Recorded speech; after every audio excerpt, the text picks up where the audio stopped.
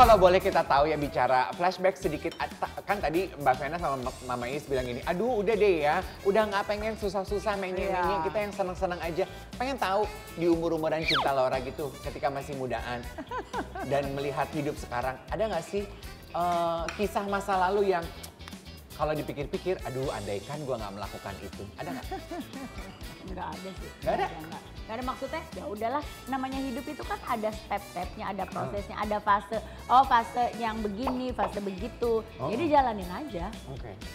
Mbak Vena? Ada dong. Ada apa Mbak? Boleh nggak Kenapa harus nikah kemarin gitu ya? Kenapa harus ketemu dia gitu? Pasti gitu deh. Kalau udah mau bener-bener sendirian lama, tiba-tiba nikah, Tapi tiba-tiba. kalau mau ngomong gitu kan sama aja kayak tidak menghargai ya.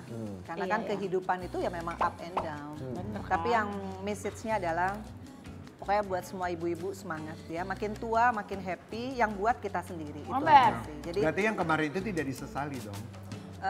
aku malahan kemarin itu mimpi. Pelajaran ya, pelajaran nggak sih Mimpi Bu? aku, mimpi orangnya. Dalam mimpiku orangnya tuh malah kayak tersenyum dan nggak seperti kenyataannya. Jadi mungkin dia mau minta maaf kali ya. Oh, jadi sempat gitu. memimpikan. Mimpiin orang ini.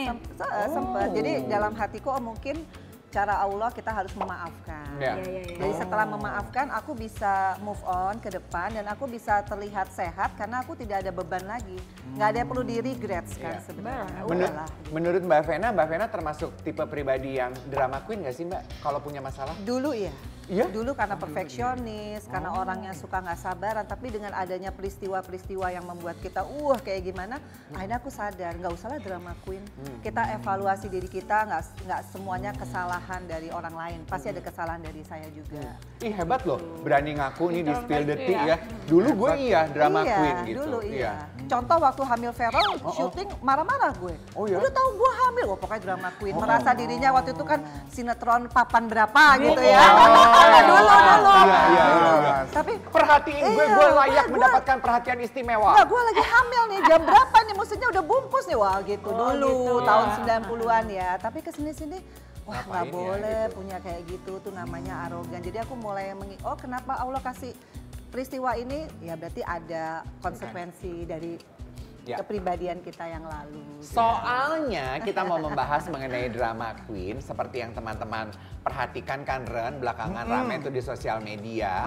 Ini juga disebut sebagai drama queen karena katanya bilang sakit tapi kemudian dikasih alasan untuk tidak sidang tapi dia nggak mau, tetap memilih untuk sidang. Nikita Mirzani tuh loh nangis di sidang ya. Kita lihat videonya ya. Tapi dari video itu gue bisa melihat keputusasaannya Niki loh. Enggak, tapi kalau dari video-video sidang ini, gue baru pertama kali ngeliat sidang kayak lebih-lebih dari sidang di film loh. Iya ya. Sumpah, namanya sidang di film-film aja tuh ya kayak yang rulesnya tuh ya sudah siapa hakim dia ngomong, hakim jaksa bertanya, dia menjawab atau sebaliknya gitu. Terus ada penengahnya si hakim gitu kan. Semua tuh kayak quiet gitu kan, ya sesuai rulesnya gitu. Kalau ini kan nggak ada, kayak nonton sinetron loh saya. Iya, kayak- Tapi sinetron aja tuh kalau lagi scene persidangan kayak nggak gitu. Iya ini tuh kayak penuh letupan ya. Itu juga siapa sih tuh yang Nikinya ngomong apa gitu. Ntar ada petugas keadilannya yang dilawan seberangnya yang pakai baju jaksa apa sih yang hakim? Itu jaksa penuntut. Jaksa JPU. keluarin handphone gitu ngerekam gue gini. Nah, kalau ngerekamin sih lu kayak penonton deh Bun. Ini tapi Kesel deh. baca komentar deh, baca komentar. Hakim sudah benar kalau sakit berobat. Dikasih Dikasih izin. izin malah minta dilanjutkan drama. Dilanjutkan. Drama banget loh nih. Dan juga ada yang bilang drama banget. Capek kan, saran nih. Belajar untuk jaga sikap dan mulut. Gak usah lantang. Besok-besok urus-urusan masing-masing. Akhirnya kayak gini. Yang dukung hanya teman-teman yang gak jelas.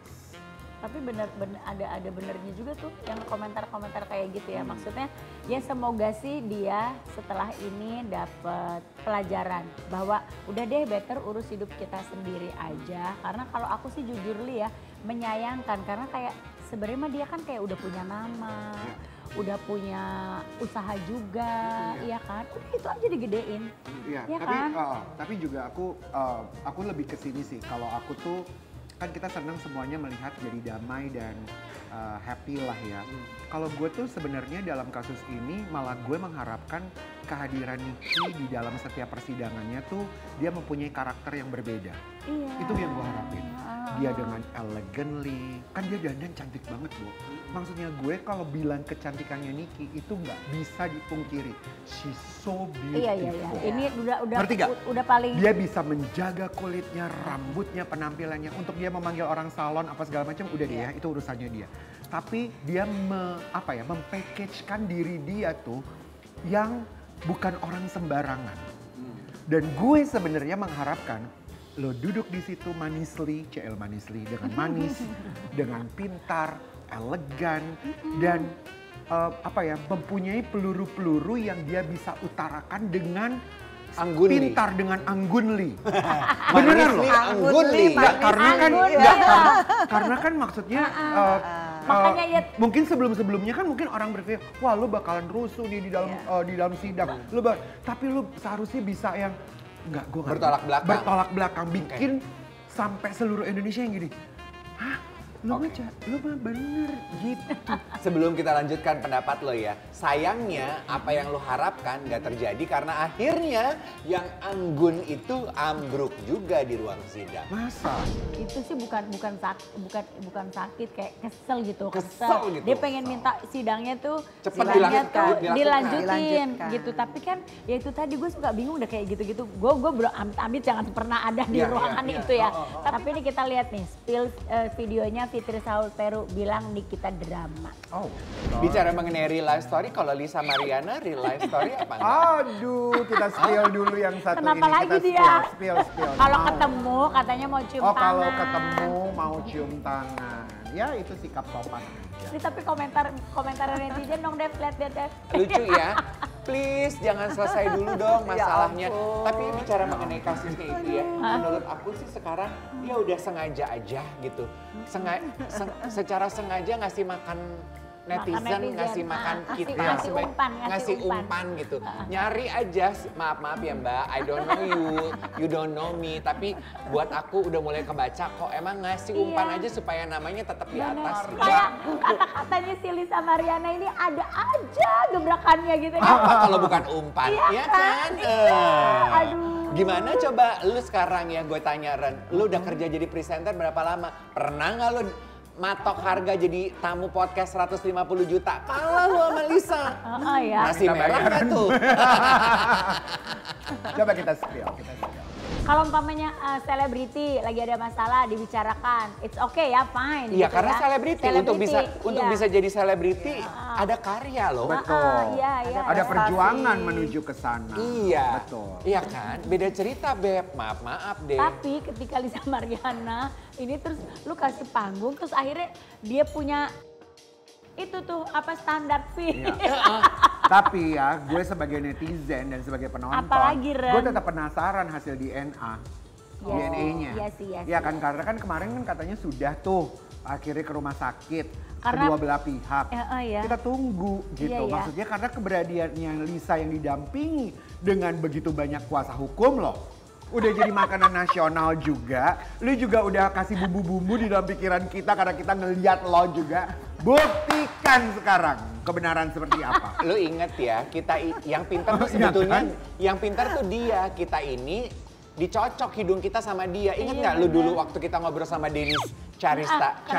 Dia bilang, kan para pengajar viral gini kan prinsipnya rame aja dulu. Yang penting rame, yang penting rame gitu. Tapi Denis pun mengakui ya. Iya. Mengakui kalau dia sih lucu sih. Iya, ini dia kita spill pengakuannya pengakuannya Denis. Dia berdrama memang.